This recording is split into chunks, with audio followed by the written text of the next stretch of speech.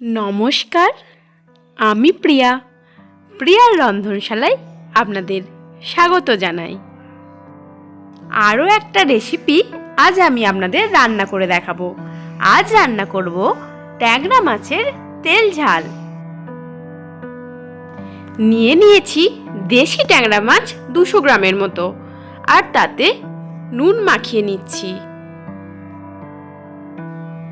এবার দিয়ে দিচ্ছি হলুদের গুঁড়ো আর দিয়ে দিচ্ছি সর্ষের তেল।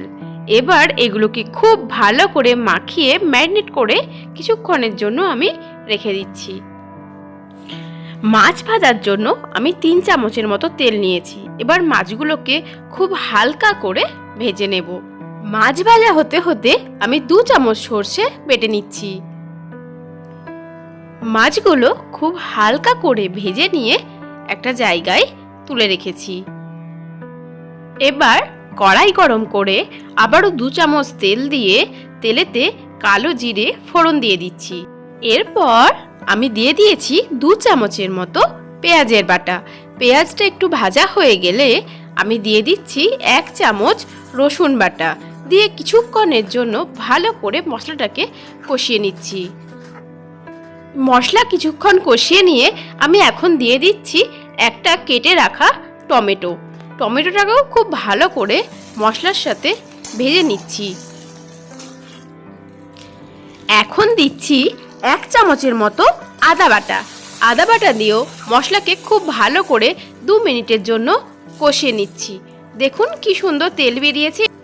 দিয়ে দিচ্ছি হলুদ ও লঙ্কার গুঁড়ো, এটা আমি জলে গুলে ব্যবহার করেছি।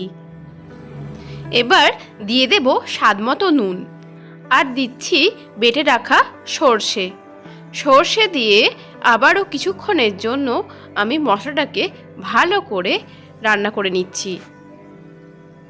মশলা ফুটে উঠলে মাছগুলো আমি কড়াইয়ে তুলে দিচ্ছি।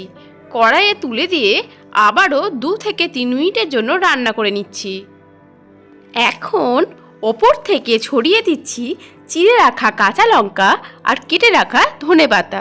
একটু নাড়াচাড়া করে নামিয়ে নিলেই রেডি দারুণ স্বাদের ট্যাংরা মাছের তেল ঝাল। আজকের রেসিপিটি যদি আপনাদের ভালো লেগে থাকে, আপনারা অবশ্যই আমার চ্যানেলটিতে একটি লাইক দেবেন, কমেন্ট করবেন এবং সাবস্ক্রাইব করবেন।